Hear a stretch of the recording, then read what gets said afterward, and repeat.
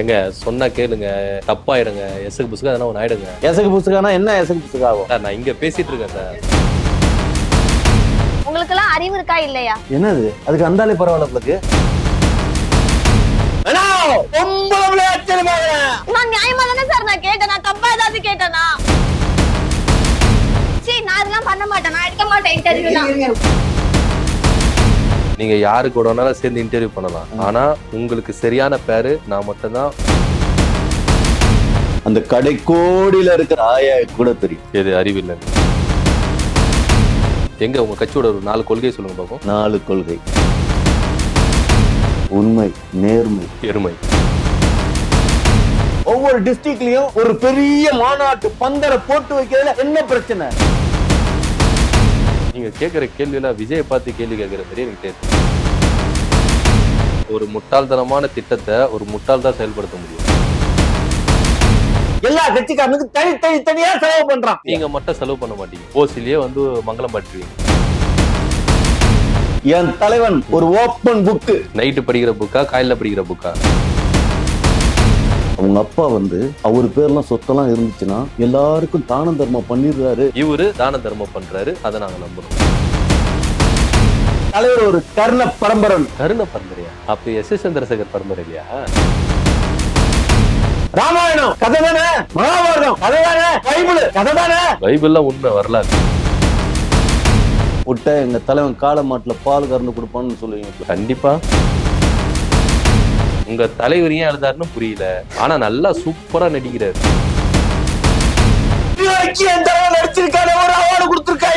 ஆனா இப்போ அரசியல்ல வந்து நடிக்கிறாருல, ஆஸ்கார் இல்ல, அதையும் தாண்டி கொடுத்துருவாங்க. இந்த டிவிகேக்கும் டிஎம்கேக்கும் சண்டை கிடையாது. 2 பேருக்கு, ஒன்னு என்என்கே, இன்னொன்னு டிஎம்கே. சார் வணக்கம். வணக்கமா? வணக்கம்லாம் சொல்ல முடியாது. ஏன்? ஹலோ, இங்க வாங்க. என்னது? என்ன சார் பிரச்சனை உங்களுக்கு? என்ன சார் பிரச்சனை? நான் என்ன சொன்னேன்? என்ன சொன்னீங்க? வெளியில இருக்கிறப்பதான் ரிச்சுகல்ஸ் எங்கன்னு கேட்டேன். பட்ஜெட் இல்லைன்னு சொன்னீங்க. சரி ஓகே, பேசுறதுக்காவது ஹீரோயினோட உட்காரணும்னு சொன்னேன்ல. இதான் ஹீரோயினா? ஏன் இவர் கூட பேசுறதுல சார் பிரச்சனை? எப்பயும் அவர் கூட தானே பேசுறீங்க. நான் பேச வேணான்னு சொன்னேன்ல. நான் என்ன சொன்னேன்? இவரோட மாத்த அவ்வளவுதானே சார். அவ்வளவுதான். சார் மாத்தலாம் சார். நீங்க கொஞ்சம் எங்க சொன்னா கேளுங்க, தப்பாயிடுங்க. எசகு புசுக்கு அதெல்லாம் ஒன்று ஆயிடுங்க. எசகு புசுக்கானா என்ன எசகு புசுக்கு ஆகும்? சார் நான் இங்க பேசிட்டு இருக்கேன் சார். உங்க கிட்ட நான் பேசல சார், இவர் கிட்ட பேசிட்டு இருக்கேன் சார்.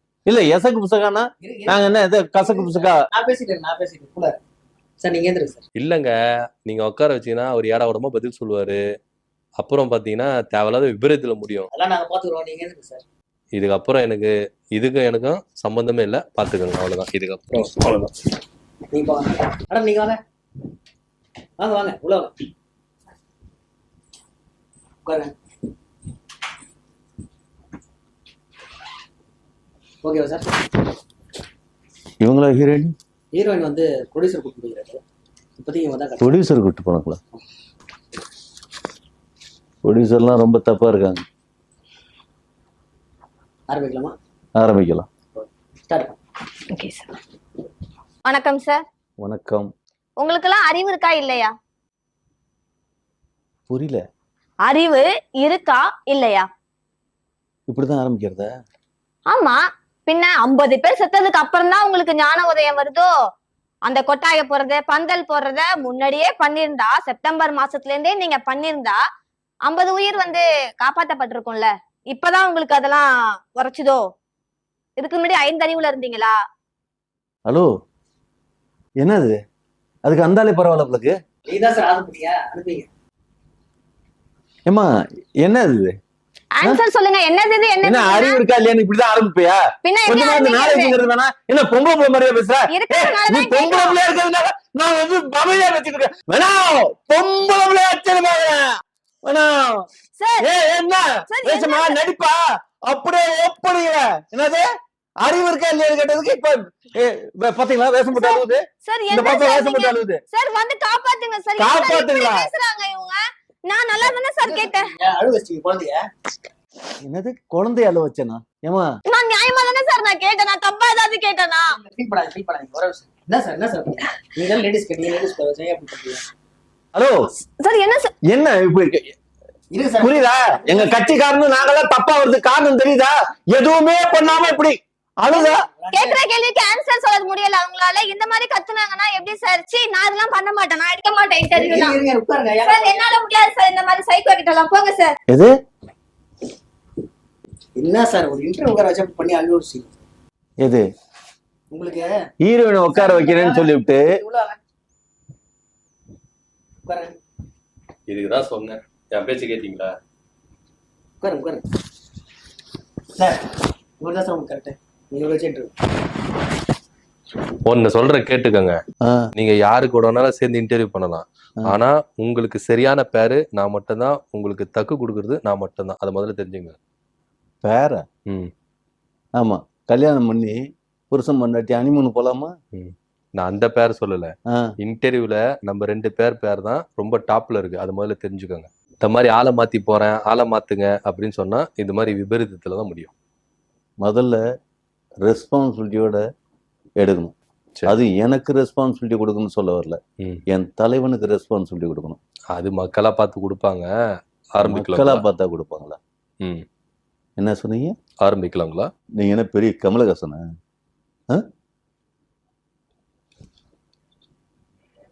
நீங்க என்ன சூப்பர் ஸ்டார் ரஜினிகாந்தா? வேண்டாம், நம்ம ஸ்டைல்லே போயிடுவோமா? நம்ம ஸ்டைல? நமக்கெல்லாம் ஸ்டைல் இருக்கு.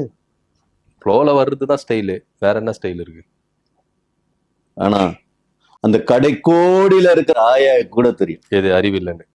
அறிவு இல்லைன்னா ஹலோ, என்னை பத்தியும் என் கட்சியை பத்தியும் கட்சியோட கொள்கையை பத்தியும் எல்லாத்தையும் தரவா தெரியும். உங்களுக்கே முதல்ல கொள்கை தெரியல, அதுக்கப்புறம் கடைக்கோடியில இருக்கிற ஆயாக்கு எப்படி தெரியும்? அதான். எங்க உங்க கட்சியோட ஒரு 4 கொள்கை சொல்லுங்க பாப்போம். 4 கொள்கை? 4 கொள்கை சொல்லுங்கன்னா 4 கொள்கை ரிப்பீட் பண்ண சொல்ல கொள்கைகள் என்னென்ன ஒரு 4 சொல்லுங்க. தெரியாது தானே? தெரியாதா? இப்ப எல்லா கட்சிக்காரனும் அப்படியே கொள்கை சொல்லி கொள்கை பிரகாரம் நடக்கிறானுங்களா? கடமை, கண்ணியம், கட்டுப்பாடு அப்படிங்கறதா திராவிட முன்னேற்ற கழகத்தோட கொள்கை. அப்படிலாம் எவ்வளவு கடமை, கண்ணியம், கட்டுப்பாடா இருக்காங்களா? எங்ககிட்ட வந்து 4 கொள்கை. உங்க கொள்கையை சொல்லுங்கன்னா திராவிட முன்னேற்ற கழகத்தோட கொள்கையை சொல்றீங்க. உங்க கொள்கை என்ன சார்? அதை சொல்லுங்க சார். உண்மை, நேர்மை, எருமை. எருமையா? டிவிக்கே ஒரு எருமை தானே?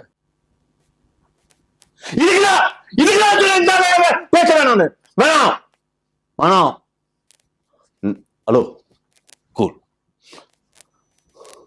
நார்மலா கேட்டு உட்கார்ந்து பேசுறது மாதிரி இருந்தா கண்டினியூ பண்ணுவோம். புரியுதுங்களா? இல்லாட்டினா நான் பண்ண முடியாது.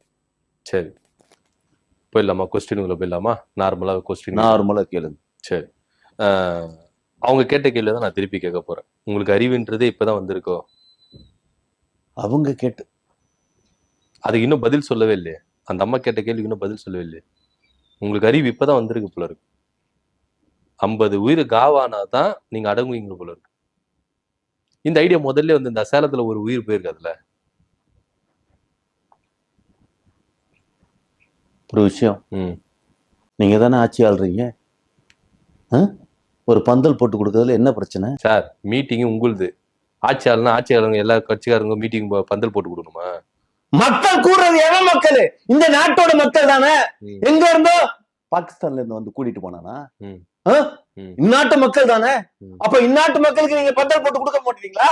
எந்த கட்சிக்கு எந்த தலைவர் பாக்குறதுக்கு மக்கள் கூட்டினாங்க? ஹலோ, ஒவ்வொரு மாவட்டத்திலயும் பெரிய பந்தல் போட்டு வச்சிருந்தான்னா எல்லா கட்சிக்காரனும் அங்க வந்து கூட்டத்தை கூட்டி அங்கேயே பேசிட்டு போயிருவாங்கல்ல. பந்தலுக்கான வாடகை வாங்கிக்க வேண்டியதானே? எங்கள்கிட்ட கரண்ட் பில்ல வாங்கிக்க வேண்டியதானே?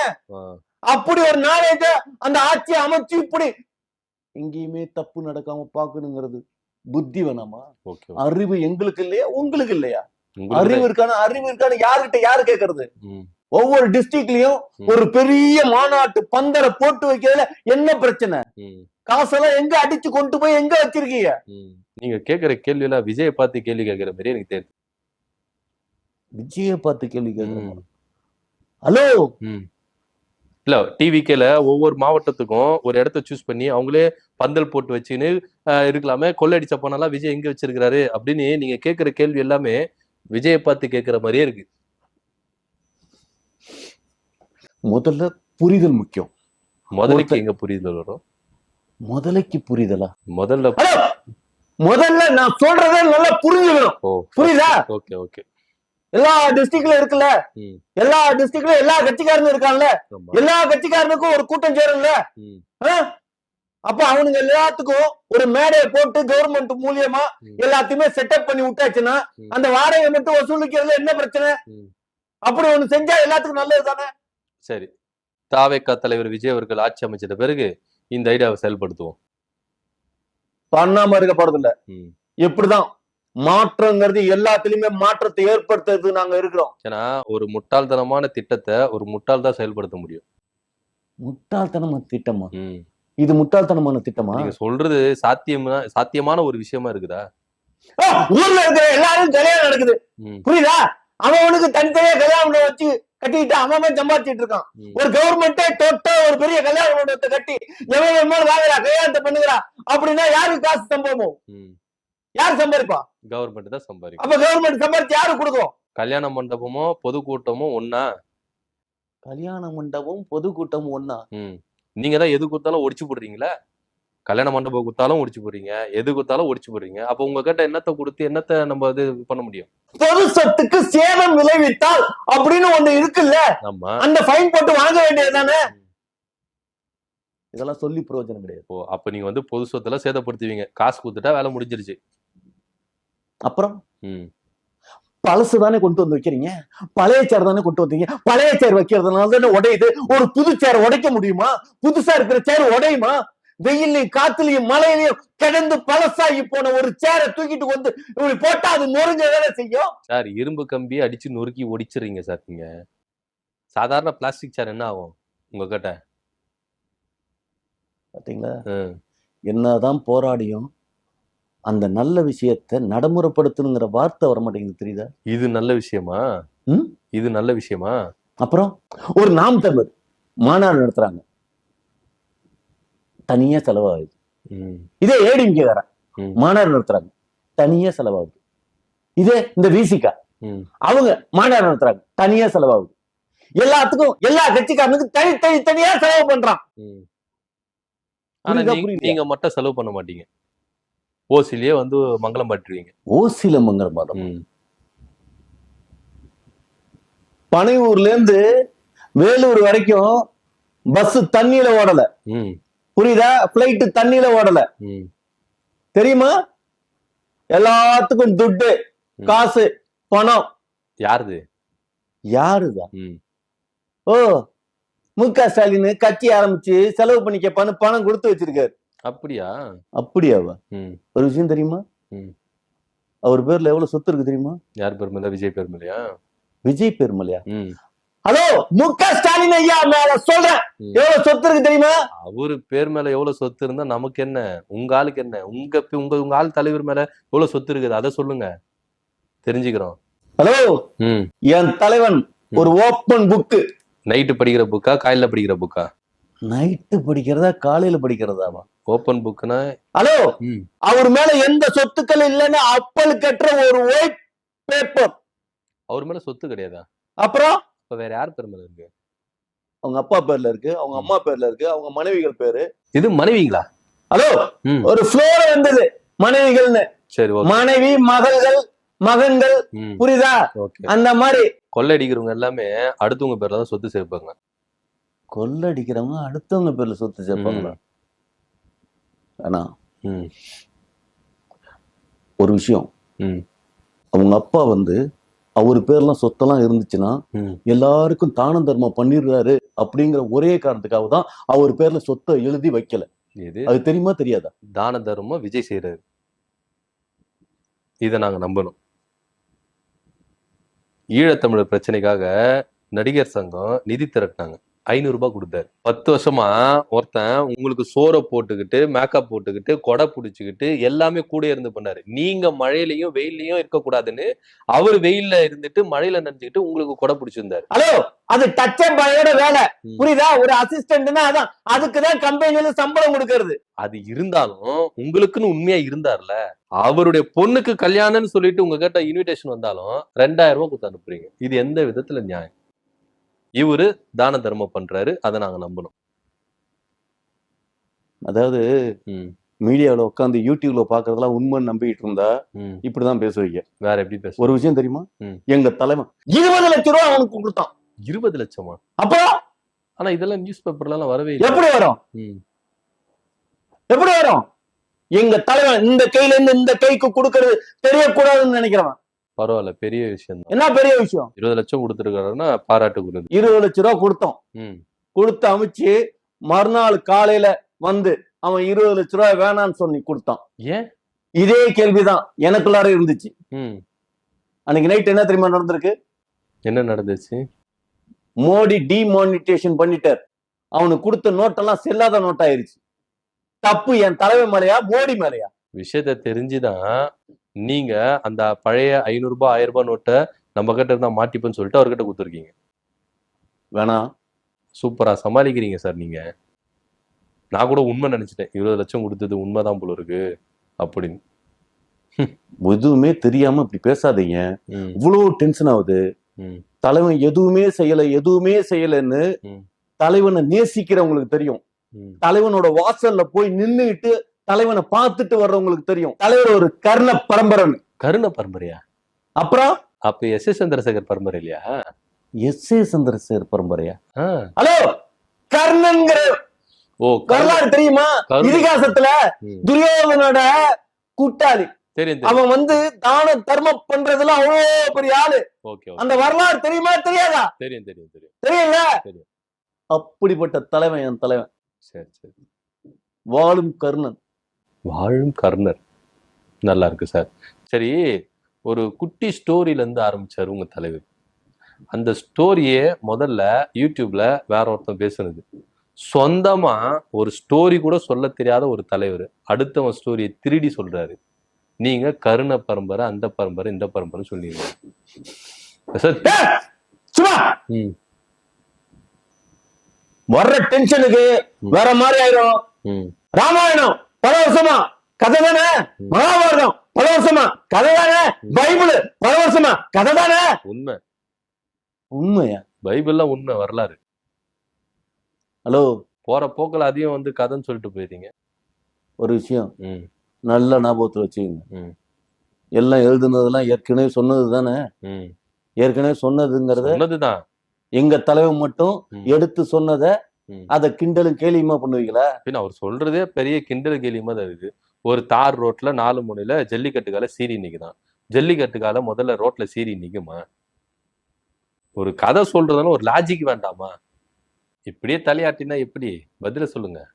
தலையாட்டினாவா? ம், ஊட்டி, கொடைக்கானல், ம். இந்த ஆரவல்லி மலை அது இதெல்லாம் போயிருக்கீங்களா? மலையில போயிருக்கீங்களா? போயிருக்கேன். நடு ரோட்ல ம். பைசன் மாடு நின்னுகிட்டு இருக்கும். சார், ஆ? பைசன் எங்க இருக்கு, ஜல்லிக்கட்டு கால எங்க இருக்கு? ரெண்டுத்தையும் இப்படி ஒப்பிடுறீங்களே, நியாயமா? ஹலோ, ம். கொஞ்சமா காடா இருந்தாலும் நாடா இருந்தாலும் மாடு மாடு தானே. ஓ, ஆ? நீங்க அந்த லாஜிக்ல பேசுறீங்க. ஆ?